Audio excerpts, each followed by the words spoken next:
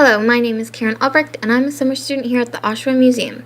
Thank you for joining me and the Oshawa Museum for this monthly podcast series.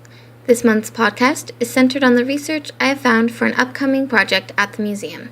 For the last couple of weeks, I've been diligently searching microfilms dating back to the post-World War II era, in search for information on displaced persons in Oshawa.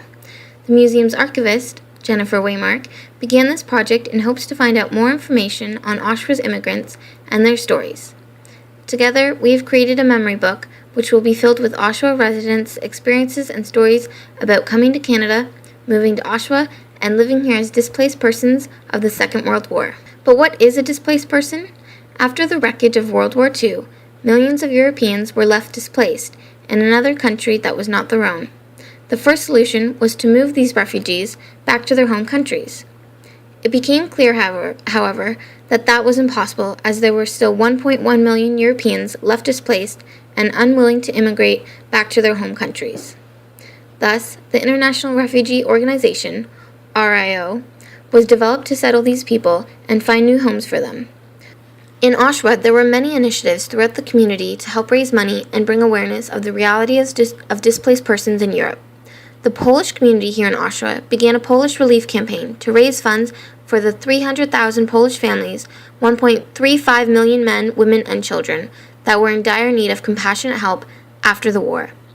Under the direction of the United Polish Relief Fund of Canada, which supported Poland and its people during this period of time, Oshawa and the Polish National Union of Canada, Branch 7 Oshawa, promoted humanitarian rights and civil responsibilities in which to boost donations for displaced Poles in Europe.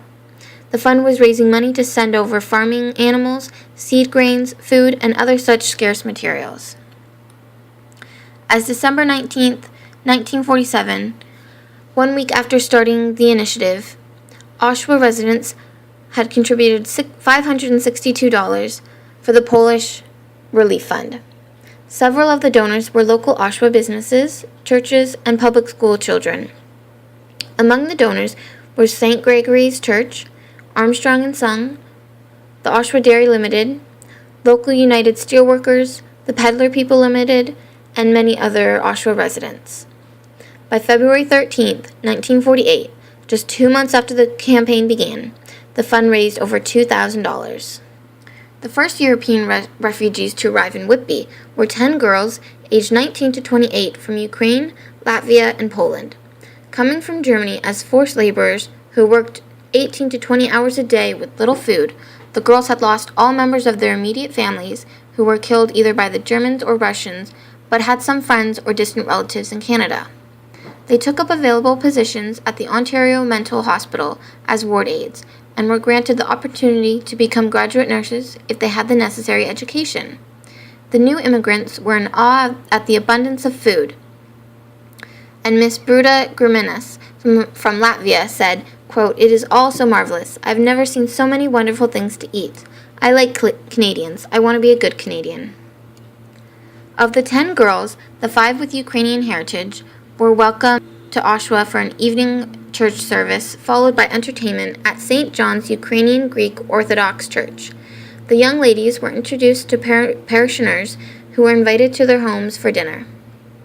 The girls thanked the generosity of the Ukrainian community in Oshawa as tears filled their eyes and words escaped them. The Polish community in Oshawa invited the 5 other girls, who were Polish and Latvia heritage, to an evening banquet at the Polish Hall on Olive Avenue, sponsored by the Polish Ladies Club, the Polish Young People's Club, and the Polish War Veterans of Oshawa. The night featured dinner with a sing-song of Canadian and Polish songs, followed by the Polish War Veterans Choir singing, concluding with the presentation of gifts to the 5 girls, who expressed their appreciation afterwards. The communities of Oshawa and Whitby welcomed numerous displaced persons, supporting their new lives in Canada to be bright and prosperous. But Canada was not always supportive and welcoming of displaced persons. There was one situation in which was reported in the Oshawa Whitby Times-Gazette newspaper, headlined, "UK Nips Plot by Aliens to Enter Canada." Scotland Yard discovered a plot to smuggle alien refugees into Britain, who would then gain transportation to Canada through the use of fake British passports. Passports were faked during World War II by the changing of the picture and the signature to make them appear valid. The Royal Canadian Mounted Police were informed of this plot and began an investigation in January 1948. They discovered an illegal immigration pipeline which ran from a displaced persons camp in Germany through Britain, connecting to Canada. The aliens in question were caught and arrested in Toronto, were 5 men and 1 woman, mainly of European Jewish heritage. Another man surrendered a few days later. The RCMP did not deny a report from London which stated that, quote, several hundred aliens were tied up in the plot.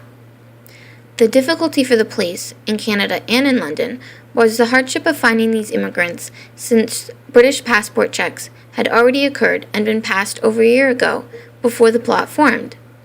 Entry into Canada was easy enough, as 7,000 displaced persons had already entered in the year, and immigrants were scattered all across Canada, some even in lumber camps away from the main cities.